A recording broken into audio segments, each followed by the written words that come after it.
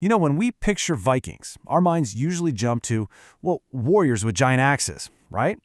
But what if I told you their single greatest weapon wasn't steel at all? It was their incredible ingenuity. You see, their true defining battle wasn't fought on the open seas. It was waged against an enemy far, far more relentless, the Arctic winter. Just try to imagine this for a second. For months, the sun just doesn't rise. Your world shrinks to this twilight of snow, wind, and ice. The sea itself freezes over, locking you in place. This was the polar night, and it was the ultimate test of survival. So during this time, the Vikings weren't out raiding. No, they were fighting a completely different kind of war. This was a battle for warmth, for food, and maybe most importantly, for sanity, all within the walls of their own homes. And that is the absolute core question we're diving into here. How did they do it? They were up against a whole series of what should have been impossible problems. And for every single one, they engineered a brilliant, elegant solution that let them master one of the most hostile environments on the entire planet. All right, so let's start with the most immediate problem. The first thing that's trying to kill you, the cold itself. I mean, winter in the North Atlantic, it just doesn't forgive mistakes. A poorly built house doesn't just mean you're feeling a little chilly, it means certain death. Now, to make things a million times worse, when the Norse settlers got to places like Iceland and Greenland, they ran into a huge resource crisis. They were master woodworkers, right? But there were no forests, no big trees. Their traditional massive log halls, the very symbols of their culture and power, were completely impossible to build. So, what on earth do you do? Well, they did something that sounds completely backwards. They stopped trying to fight the environment, and they started building with it. They literally took the frozen ground itself and turned it into their walls, and they used living grass for their roofs. They created a house that wasn't just on the landscape, it was part of the landscape. The real genius behind this turf house all comes down to a scientific principle: thermal mass. Okay, think of it like a giant natural battery for heat. The incredibly thick earth walls would soak up all the warmth from the fire inside and even the body heat from the people, and then just slowly release it back into the room. It kept the inside temperature stable and warm, even if a blizzard was raging just a few feet away. So, how thick are we talking here? The walls were up to 2 meters thick. That's over 6 feet of pure, dense, natural insulation. It was this massive earthen armor that trapped every single precious calorie of heat, turning their homes into these surprisingly cozy fortresses against the winter. And building one wasn't random. It was a really clever process. First, they'd lay a stone foundation to keep the turf off the damp ground and prevent rot. Then, they'd put up a very basic frame using whatever precious driftwood they could find. Now here's the key. They stacked these huge blocks of turf in a herringbone pattern. This directed all the weight inwards, making the walls incredibly stable. Finally, the roof was layered with waterproof birch bark and then more turf, creating this living, insulating carpet that would actually bloom with flowers in the summer.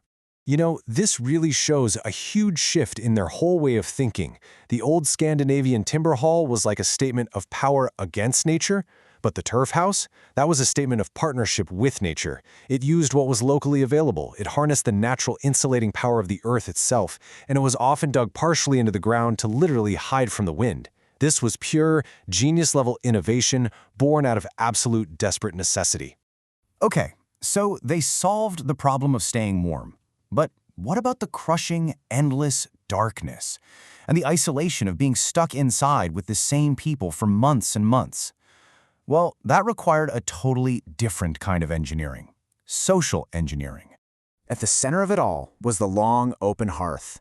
And this thing was so much more than just a fire. It was the literal pulse of the longhouse. It's where you cooked, where you told stories, where life happened. But it was also a pretty clever piece of tech. See, the smoke didn't just go up a chimney. It would collect under the ceiling, creating a warm, insulating layer of air and even preserving the roof timbers with a coating of soot. You know, the Vikings actually had a name for seasonal depression. They called it the heaviness of spirit, and they knew it could be just as deadly as the cold. So they developed this amazing psychological toolkit to fight it. Idleness was basically forbidden. Everybody had a job, whether it was carving tools or weaving wool. They told sagas, they played games, they wrestled, they sang, they argued loudly. Silence was a bad sign. The house had to be filled with the noise of a vibrant, working community to keep that darkness at bay. Okay, you're warm, you're sane, but you've got to eat. How in the world do you feed dozens of people for months when the ground is frozen solid and there is literally nothing to grow or hunt? The answer is that the Viking winter menu was a total triumph of preparation. During the very short, frantic, warmer seasons, they worked nonstop to store food because they knew their lives absolutely depended on it. Their survival wasn't about what they could find in the winter, it was all about what they had expertly saved from the summer. And their system was incredibly diverse and effective. Meat and fish were salted or just hung to dry in the cold, clean wind. They were masters of fermentation, creating things like skyr, which is a super protein-rich yogurt that could last for months. Barley was stored for porridge, and honey was kept not just for sweetness, but to make mead, a drink that brought warmth and celebration during the absolute darkest days of the year. So at this point, they'd pretty much mastered their immediate environment, but they were still stuck on these remote islands in the middle of a really dangerous ocean. To trade, to explore, to simply connect with the rest of the world, they had to solve the problem of geography itself. And their solution? Well, it changed the course of history. The Viking ship was hands down the most advanced piece of naval tech of its day. The secret was its clinker-built hull. So instead of planks being edge to edge, they overlapped and were riveted together. This made the ship incredibly strong, but also flexible enough to literally bend and twist with the massive waves of the North Atlantic. It had a shallow draft, which means it could sail up rivers and land on pretty much any beach, and its bow and stern were symmetrical, so it could reverse direction in an instant, a huge advantage when you're dealing with sea ice or, enemies. Now, crucially, they didn't just have one type of ship. They were all about building the right tool for the job. The famous longship, the one we all picture, was a military vessel. It was long, narrow, super fast, and designed to carry warriors. But the real unsung hero of the Viking Age was the Nar. It was shorter, wider, deeper, and relied almost entirely on its sail. This was the cargo ship, the workhorse that carried settlers, livestock, and supplies across the Atlantic. Without the Nar, the colonization of Iceland and Greenland just doesn't happen. So, when you put all of this together, the living house, the communal hearth, the preserved food, the masterful ships, you start to see this incredible pattern emerge. The true legacy of the Vikings isn't just about conquest, it's about adaptation. Their greatest weapon was their mindset. It was this ability to look at a problem, analyze it, and then engineer an elegant, effective solution using only what they had around them. And what's just incredible is how relevant those thousand-year-old solutions are to us right now. I mean, think about it. The principles they perfected out of pure necessity are now at the cutting edge of modern green architecture. The Viking turf house is the direct ancestor of the green roof.